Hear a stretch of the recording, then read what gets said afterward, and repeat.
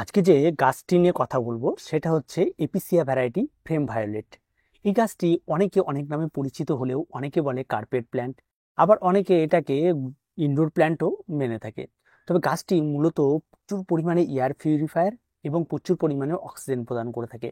গাছটিকে ইনডোরে অনায়াসেই রাখা যায়। আর এই বর্ষাকাল যখনই আসে তখনই কিন্তু গাছের লুকটা একটু অন্যরকম হয়ে যায়। আর তার সঙ্গে সঙ্গে কিন্তু গাছে প্রচুর পরিমাণে ফুলও পাওয়া যায়। তো ফুল প্লাস পাতা প্লাস ভরপুর অক্সিজেন, এরকম ধরনের গাছ কিন্তু আমরা খুব কমই ইনডোরের মধ্যে পেয়ে যাই। এটা কিন্তু ইনডোরের মধ্যে একদম প্যাকটি গাছ, খুব সুন্দর গাছ। যারা এই এপিসিয়া যে গাছটি আপনারা কিনতে চান, তাহলে কিন্তু অবশ্যই আপনারা তাড়াতাড়ি ক্রয় করুন। আর গাছটিকে ক্রয় করতে হলে অবশ্যই আপনাকে একটা সতেজ চারা দেখে ক্রয় করতে হবে। গাছটি মূলত সাধারণত যে কোনো নার্সারিতে আপনারা পেয়ে যাবেন। আর একবার যদি আপনার ছাদ বাগানে চলে আসে, তাহলে এই গাছ আপনার ছাদ বাগান থেকে যাওয়াটা একদম দুষ্কর ব্যাপার, কারণ এই গাছ কন্টিনিউ আপনার ছাদ বাগানে হতেই থাকবে। আর গাছও দেখতে অত্যন্ত সুন্দর। তো এই গাছ লাগাতে গেলে সবার প্রথমেই প্রয়োজন পড়ে পট সেট বা টবের। এই টবগুলি আমার এই গাছটিকে দেখলে আপনি বুঝতে পারবেন ছোট্ট একটা টবের মধ্যে রাখা রয়েছে। এটা আবার কত এমন বড় মাপের টব রয়েছে ছোট্ট একটা গাছের মধ্যে রাখা। তো এই সাইজের টবেও আপনি করতে পারবেন, এখানে অনায়াসে হবে। আবার আপনি যখন গাছ বড় হবে আরো আরো বড় পটও করতে পারবেন। তো গাছের হাইট উচ্চতা অনুযায়ী আপনাকে টবটা ঠিক করে নিতে হবে। সেটা প্লাস্টিক হতে পারে, সিরামিক হতে পারে, এরকম। এবার আসি গাছের মাটির মিশ্রণ। মাটির মিশ্রণ মানে ইনডোর যখন নাম পড়েই গেছে তখন কিন্তু অবশ্যই আপনাকে ওয়েল ড্রেনেজ ব্যাপারটা কিন্তু অবশ্যই মেনটেন করতে হবে। তার জন্য আপনাকে এখানটা যে মাটির মিশ্রণটি করতে হবে সেটা 50% মাটি, 30% বালি, আর 20% কম্পোস্ট। এইটা একটা সুন্দর ওয়েল ড্রেনেজ মাটি। এই মাটির সঙ্গে আপনি কাঠকয়লা মেশাতে পারেন, এই মাটির সঙ্গে আপনি ঘেঁস মেশাতে পারেন। কেন? আরো ওয়েল ড্রেনেজ করার জন্য সেগুলি আপনি অনায়াসে মেশাতে পারেন। তাছাড়া এই মাটির সঙ্গে 1 চামচ হাড় গুঁড়ো, 1 চামচ শিংকুচি, 1 চামচ নিম খোল, এগুলি আপনি অনায়াসে মিশিয়ে দিতে পারেন যাতে মাটির খাবারের পরিমাণটা আরেকটু বাড়তে পারে। এবার আমাদের খাবারের পরিমাণ বাড়িয়ে দিলেই তো হলো না, তার সঙ্গে সঙ্গে গাছের পরিচর্যা। এবার গাছটিকে যখন লাগিয়ে দেবেন, গাছটিকে কোথায় রাখবেন? গাছ লাগিয়ে দেওয়ার পর আপনাকে গাছটিকে রাখতে হবে একদম শেডি আলো লাগে এমন একটি জায়গায়। গাছটিকে যদি সারাদিন পুরো কড়া রোদে রাখেন, তাহলে গাছের পাতা এক সাইড থেকে পুড়তে থাকে এবং পরবর্তী গাছটি নষ্ট হয়ে যায়। এবং এই গাছ নষ্ট হয়ে যায় ব্যাপার বলাটা ভুল, এই গাছের উপরটা নষ্ট হয়ে যাবে, কারণ এর গোড়ায় রয়েছে এক ধরনের আলু বা যেগুলোকে আমরা কন্দ বলি। তা তার থেকে পুনরায় বছরের পর বছর গাছ বের হতেই থাকে এবং সেটা কোনোদিনও নষ্ট হয় না। আর যদি প্রচুর পরিমাণে জল জমে যায়, তবে সেই পেঁয়াজ বা সেই আলুতে যদি পচন ধরে, তবে এই গাছ কিন্তু সম্পূর্ণ বাগান থেকে দূর হয়ে যাবে। তাই চেষ্টা রাখবেন মাটি সবসময় ওয়েল ড্রেনেজ রাখা, তাহলে বাগান থেকে কখনো এই গাছ দূরে যাবে না। আর সূর্যালোকটা সবসময়ের জন্য শেডি সূর্যালোক ভীষণ রকম ভাবে পছন্দ করে।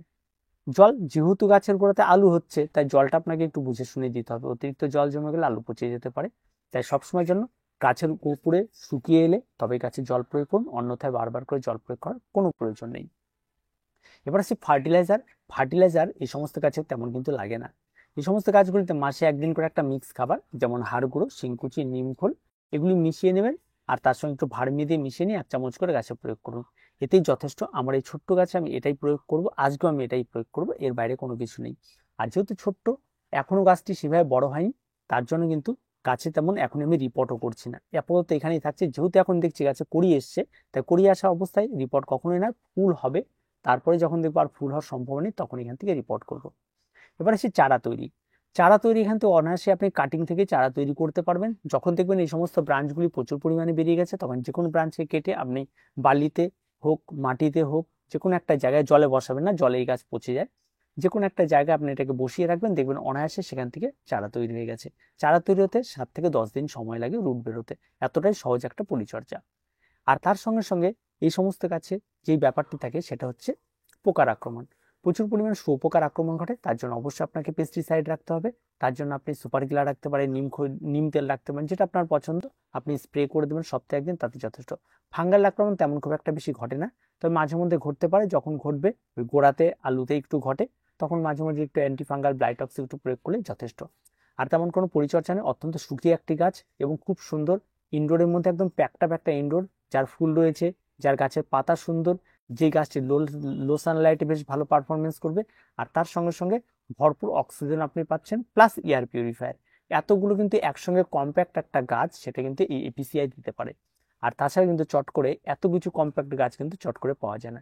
তো যারা যারা করতে চান তারা করে ফেলুন। আমার বাগানে এটা এসছে অনেকদিন ধরে, আমি লাগিয়ে রেখেছি, ধীরে ধীরে ধীরে ধীরে বাড়ছে। তো এটা আরো পরবর্তীতে হয়তো কিছু বাড়বে, তখন অবশ্যই আমরা সেটা কি পরিচর্যা রয়েছে সেটা নিব। আর কিছু আপনার মনিটরিং থাকেই, যে পুরোনো পাতাগুলিকে একটু কেটে বাদ দেওয়া, একটু পরিষ্কার পরিচ্ছন্ন রাখা, সেই সমস্ত ছোটোখাটো কাজ কিন্তু আপনাকে অবশ্যই করতে হবে।